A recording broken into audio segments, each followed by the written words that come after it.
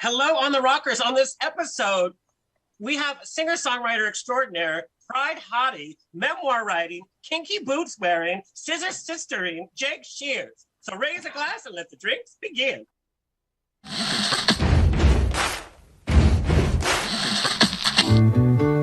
Thank you for being Boulevard. Life is a banquet, and most poor suckers are starving to death. I'd like to propose a toast.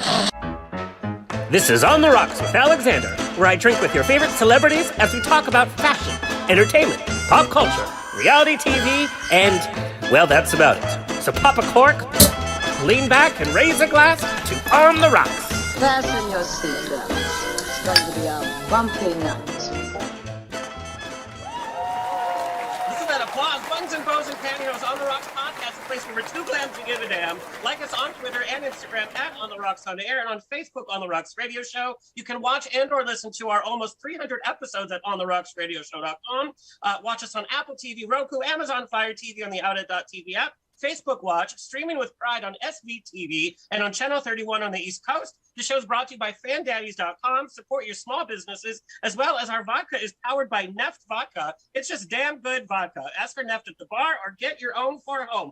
Okay, things might look a little different because we're dealing with a time zone difference today. So I'm actually Zooming from home because I'm so excited to chat with our guest from across the pond, Jake Shears. Served as the front man and one of the primary songwriters for multi-platinum selling glam pop band Scissor Sisters. He's born in Arizona, grew up in Seattle area before moving to NYC, where he studied fiction writing at the New School. He's written hits for Kylie Minogue, collaborated with Tyga, Andy Bell of Erasure, and Boys Noise. He's duetted with Cher. He also wrote the music for the stage musical version of Tales of the City. He made his Broadway debut as Charlie Bryce in Kinky Boots. And in 2018, he released his debut book, the memoir, Boys Keep Swinging. And that same year, he released his debut solo album, Jake Shears, and continues to work on several projects, both in music and theater, including a musical based on the life of Tammy Faye Baker in collaboration with Mr. Sir Elton John that is set to debut in London in the next year. And this July, Jake will return to Kinky Boots for a limited engagement at the Hollywood Bowl. Please welcome my future ex-husband, Mr. Jake Shears. What's up? Good evening. Good morning. Good morning, good evening. Who knows what time it is? I just know it's always a good time. To say you've led a colorful life would be a huge understatement. So before we get into the nitty gritty, let's talk about Kinky Boots. Now, you made your Broadway debut with Kinky Boots, but your actual kind of first big stage production was in Bent at the Mark Taper. That show is quite dark and kind of a different side of Jake Shears than we had seen in such a heavy play. All eyes were on you. What was it like going through that acting and creative process in relation to everything you had done up to that point? Yeah, that's awesome. That's a great question. Moises Kaufman, who was directing Bent, I mean, Bent is a very heavy play. It's really dark. It's a beautiful play. But, you know, Moises came to me and wanted to cast me in the show. And it was not a huge part, but it's a significant part in the first act. And I just didn't know. I'm not a good actor. I'm like not an actor. I'm a bad actor. Like I was. And I basically was like, look, I'm really not good. And he said, I was like, should I start going to acting lessons? What do I do? And he was like, don't worry. I promise I've got you on this. I'm going to help you through it. And he really, really did. And I learned so much. And it was one of the most amazing times of my life that summer. I think we did like 70 shows. And, you know, it's such a beautiful show. I met amazing people on it. And really, it's just so exciting to see yourself kind of progress and learn new things. And I loved it. It was really funny. I mean, this show is so heavy. And every night I remember after the show, I'd set up my dressing room like a full bar. There was like a big rug and, you know, fairy lights and stuff.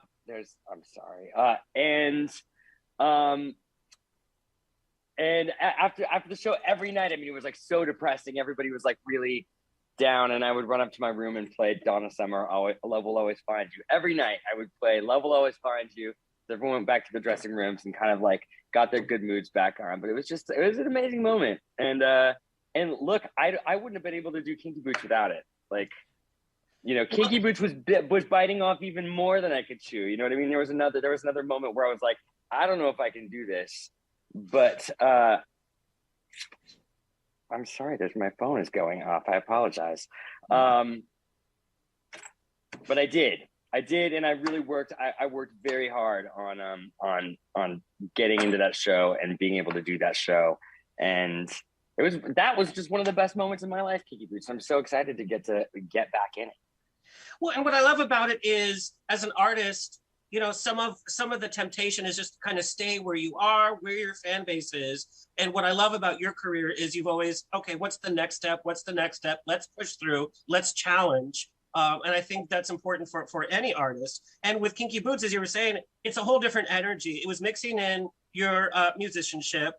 You had written a musical at that point. You had acted, and now it had all come together.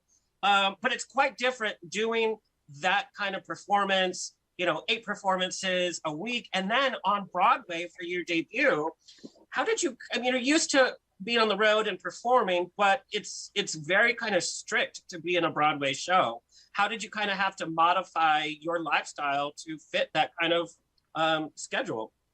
It was really like it was topsy-turvy. You know, doing 8-show weeks, we would do 5-show weekends. You get to the end of the weekend, and you know, I would finish the weekend and realize I'd been on stage for like a chunk of my waking life. Like, you're like living on a stage, which is sort of my dream. Like, I was really enjoying it. You know, that's just, it's sort of when you're in it, that's kind of all you can do. And I took it so seriously just because I wanted to be good, and just preparing for it and getting in there was just a lot of work. I don't know if I've ever worked so hard on anything before in my life. And it was insanely gratifying. And, you know, I think the hardest thing about Kinky Boots was, since it was such a special moment for me, and I'm a lucky person with so many friends from all over the world, you know, and everybody, you know, came in, and it's like, I wanted to see everybody. So on top of the shows, after every show, I was taking people out afterwards for dinner and drinks, or lunch and drinks. And, you know, I wasn't drinking that much, but it was, it was completely exhausting, but very satisfying. Now, I want to talk about returning to the musical at the Hollywood Bowl with Wayne Brady and Kelly Marie Tran, by the way. Over the 4 years since you've done the musical, there's been COVID. I know you kind of had a breakout. How are you coming back to this character different? What new energy are you kind of bringing to this performance? It's funny. I've been thinking about that, actually, and you know, getting off book again and going back to the script, and it's sort of naturally coming back. I just feel so comfortable. It's really like putting on an old leather jacket or something you haven't worn for a while, and I feel and I hope this isn't. I don't know. I hope this isn't. I feel very confident with it. I don't feel that stressed out about it. I'm really excited. I think there's something else kind of coming out in the character with me when I'm just working on it right now. I'm the associate director, and it really does feel very comfortable, and I'm just so excited to do it again with that confidence initially. Yeah, you know? yeah. Now, the year you debuted on Broadway was a very big year for you. Not only did you release your memoirs, you also released your debut solo album. Now, your memoir, Boys Keep Swinging, what were you the most nervous for people to read about your life or to kind of experience through? It was all out there. Turn the page. It's all there. Yeah. God, there was quite a bit of stuff I was nervous about. It's a little strange, kind of like opening up certain things, because I'm actually kind of a private person, like on social media and stuff. I don't like to spill everything out. I don't like for people to necessarily know where I am at all times, or who I'm dating, or what's going on. But you know, that book definitely like exposed myself in a way, and I think it was my mom I was most worried about.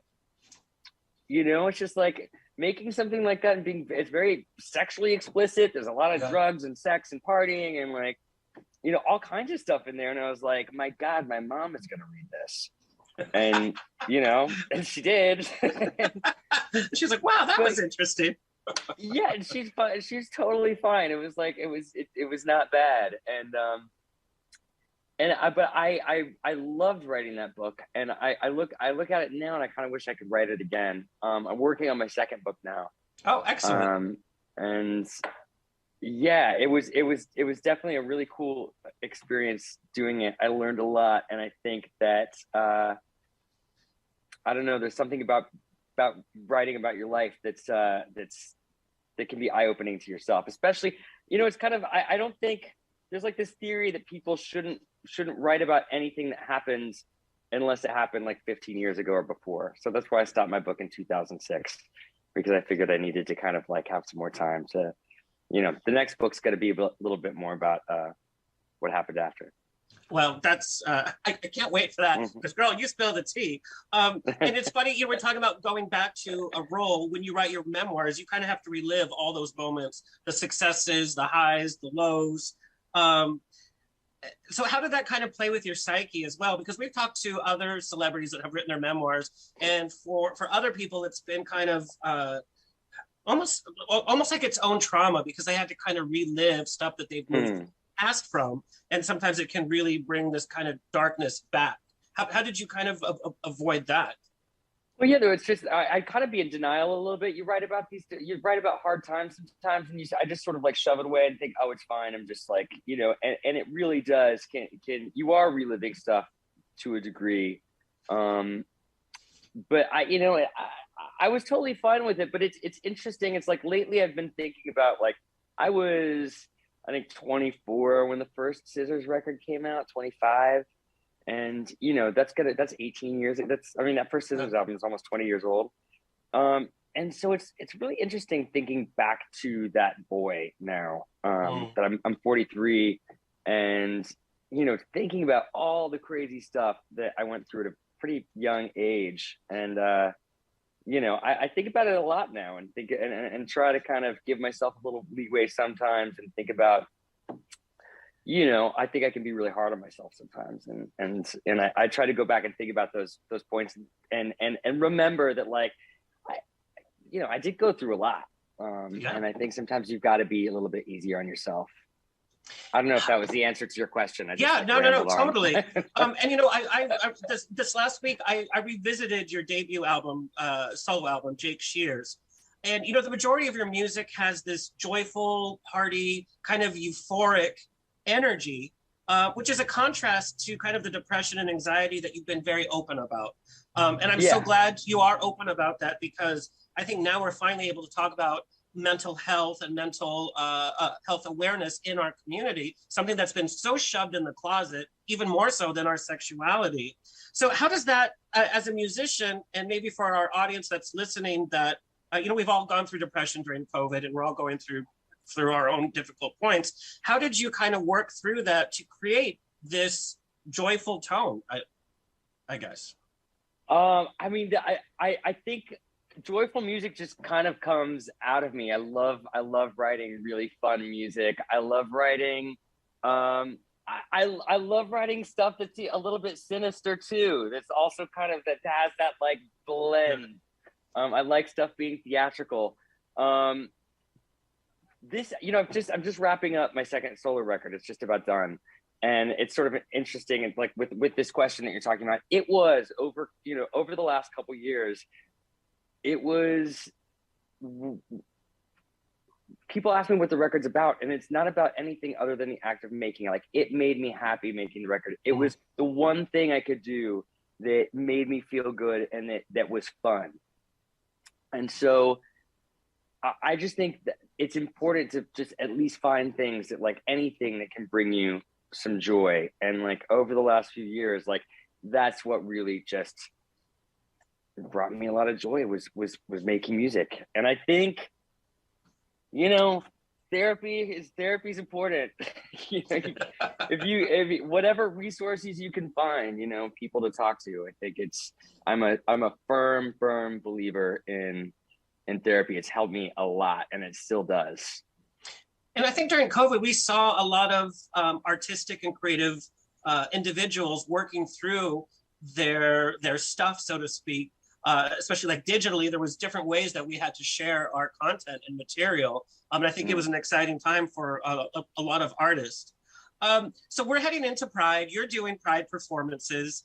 You have talked about the infighting that happens in our community.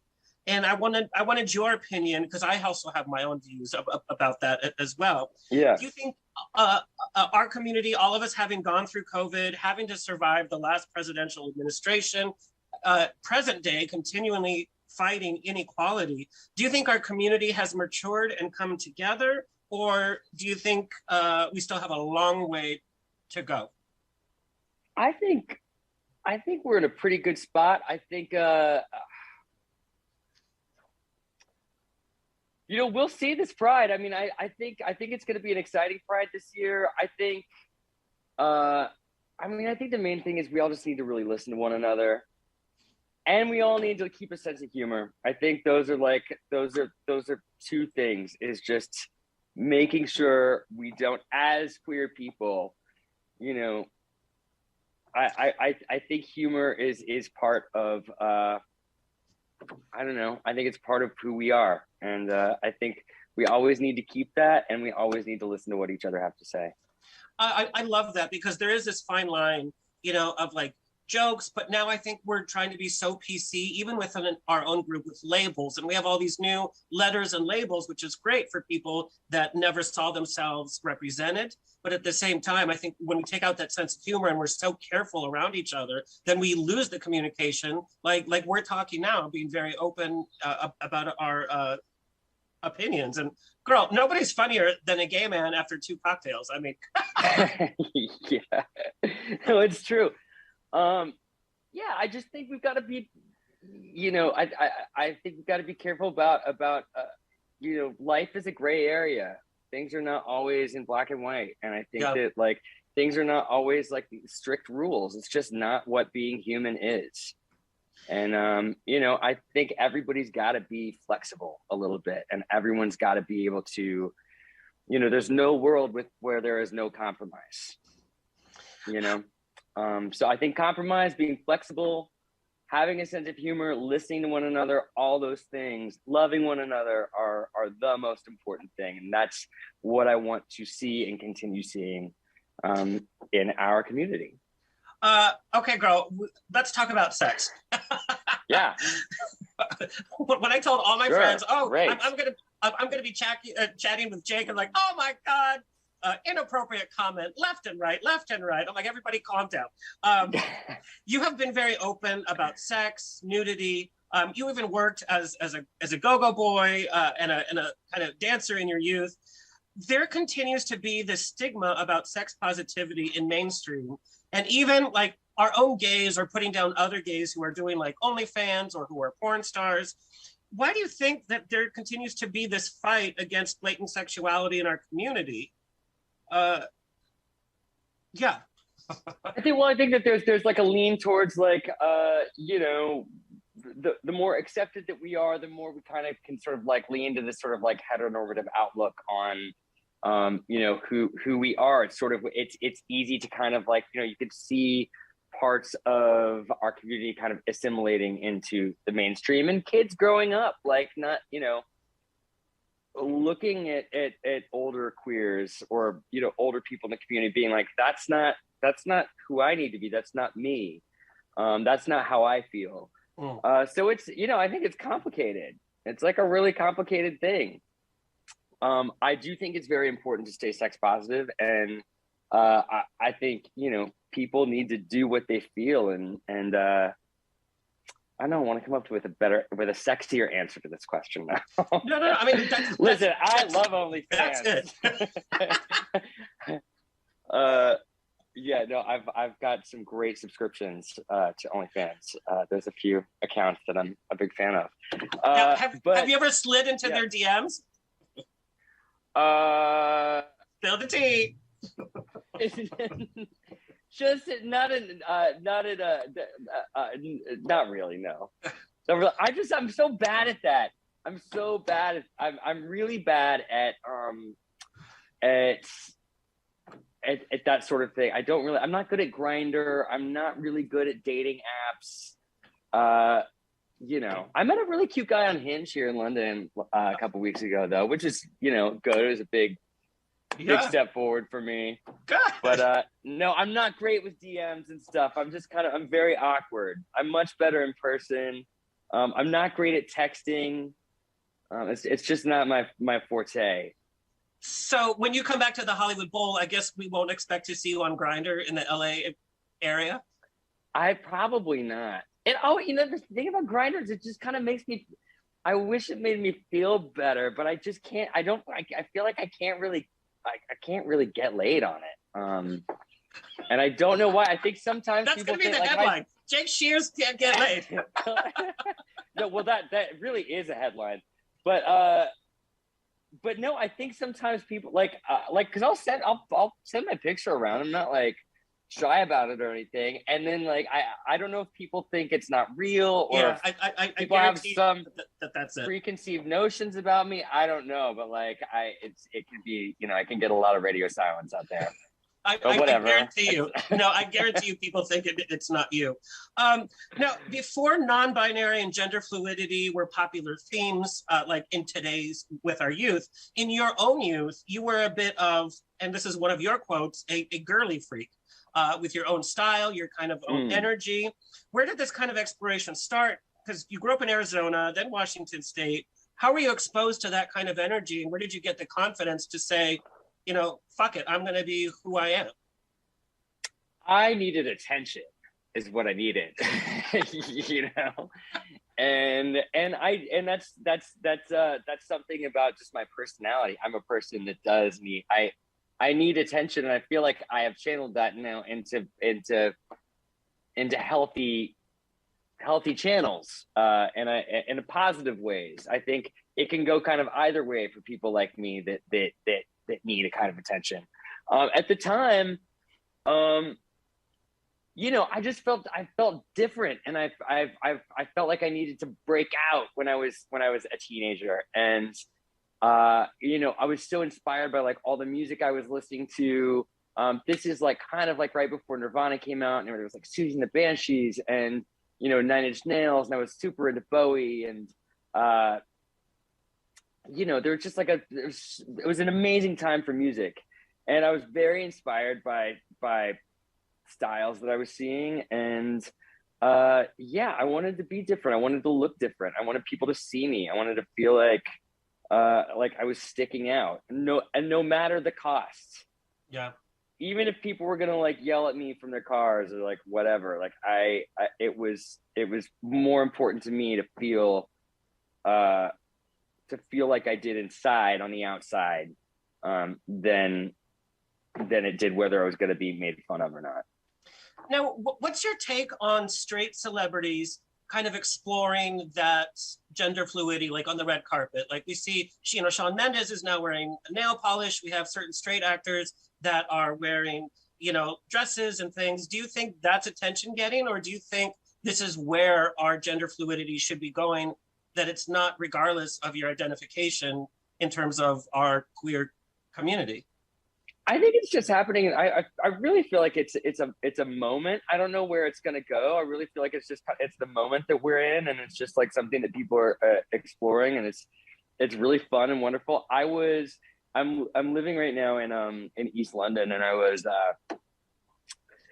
was just like locking my bike up or something like down the street, and I saw this really like this big guy, right? This like super tall, broad shouldered, you know, in this gorgeous, I mean, I don't want to say, I don't know how they identified. So I'm not gonna say it's a guy, but they were just this amazing being in like a blue checkered like housewife thing going on with like knee-high kind of like sky blue go-go boots. It was the coolest look. It was amazing. And I was just really I was looking at them thinking that that person looks incredible. And this is like a great fashion moment. Whatever's going on, I don't know what's going on, but it's fantastic. And I'm like super down. It like really brightened my day. I love that. Okay, we have to talk about Scissor Sisters. It was a decade of your life. With all the successes also came struggles with the group and individually, which you've talked about.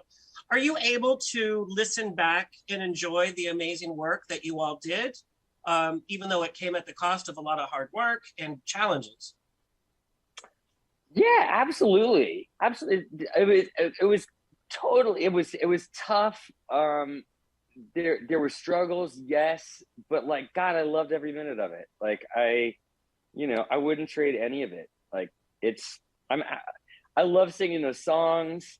I still feel it doesn't, even though I'm not with the band anymore, I still feel, I don't know, things don't feel that different for me. I mean, I just feel like I'm still making the music I love making, and and hopefully like I still perform, and I can sing all the songs I've written over my career and the new songs that I do, and I love what I do. I'm one of the luckiest people on the planet. I've never had to like get a real job. I've always been able to like, I think about that. I'm like, I have been able to like make my living off of my passion, and it doesn't feel like all the stuff I do. It just doesn't feel like work. It's fun. But even though there are hard times, and even though you can really sacrifice a lot for it, to me, it's worth it, and it's a life I would never ever trade. Well, and being an artist, the struggle is part of being an artist, and overcoming those challenges and being able to be creative out of that. I have to tell you, like again, I went back and listened to Jake Shears over and over again. I was like, oh, it really does fill you with this positivity, and you do see your through line of all your songwriting from the beginning of your career. So I cannot wait for your second solo album. Oh, you're gonna love it. It's by the way, it's a complete 360. It's like totally, it's really fun. So heading into Pride season, now's a time that we honor the trailblazers before us. And one aspect among many that I'm enchanted with your life is your friendship with Elton John. From the outside, we see Elton the activist, we see Elton the trailblazer, we see him the iconic musician. You know him on a more personal level. What has he taught you about life in general, not the biz, but about life? Oh my God. He's somebody that's just he's one of the main figures in my life. And, what's been so amazing the last couple of years is he discovered iPads and FaceTime, which is amazing because, I talk to him almost every day, he just like, while he's eating breakfast, he wants to call and chat. What have I learned from him? I think just exactly what we're talking about, just being grateful that you get to do what you love, being kind to people, being true to yourself. And also, I feel like he's gotten to some place that I still feel like I haven't. I mean, he came to a point in his life where he looked around and was like, how am I really going to make the world a better place? Yeah. Like, what am I doing? So like, what am I going to leave on this planet? Like, how am I going to make this world a better place? I don't know if I haven't hit that point yet. I still feel like, I'm still too selfish and like caught up in my own shit. You know what I mean? And that's something that I look at and see in him that I want to be as well. Is that a good? That's 100%. And I think his energy is an energy that I wish I saw more from our new generations coming through in our generations of Instagram and selfies and how many likes did I get and how many views and all of that kind of stuff. And it's like, what can I also give back to the community? So thank you for sharing that.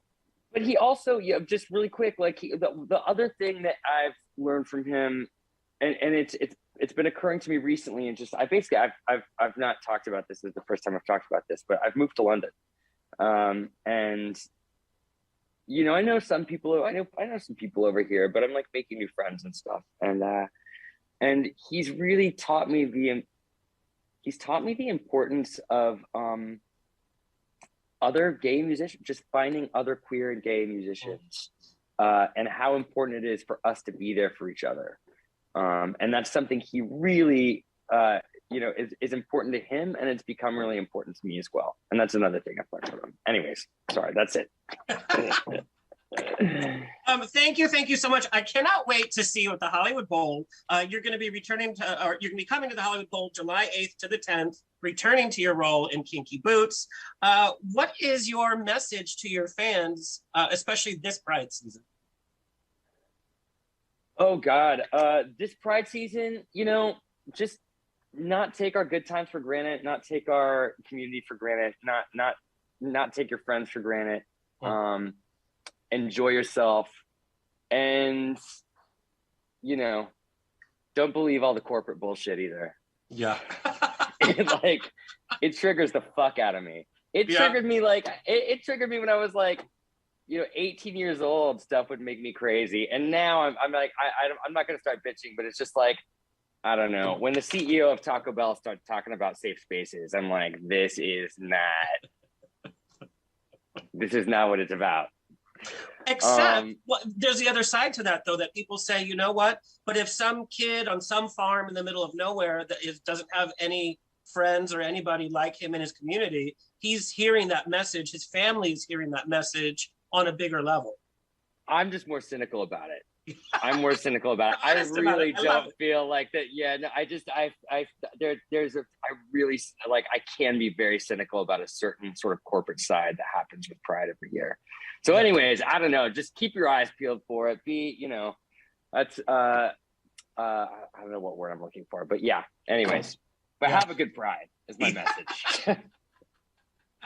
Can't wait for the new book. Can't wait for the new record. You can find everything at jakeshears.com. Also on Instagram, Jake Shears. Thank you so much. Thank you for having me. This has been super fun. I think it's 5 p.m. where you're at, so go out, have a pint on us. I might do that. All right, nice talking to you. Thank you for having me. Thank you, Jake. Well, that's all, folks. It's always a grab bag of fun here every week on The Rocks. Big thank you to our guests, our engineer, Tony Sweet, our social media clip editor, Alexis Mendez. Coming up, we are kicking off Pride with more musicians. We have dance diva icon Pepper Mache is coming with new music that she's going to debut on our show. And that's going to happen right before Pride. So stay tuned, like, share, subscribe, so we can continue bringing you this fabulous programming for free. Until next time, stay happy, stay healthy, stay sexy. More importantly, stay tipsy. This has been another episode of On The Rocks. Tweet me and slide into my DMs on Twitter and Instagram at On The Rocks On Air. Find everything On The Rocks for free at OnTheRocksRadioshow.com. Subscribe, like, review, and share. Until next week, stay fabulous.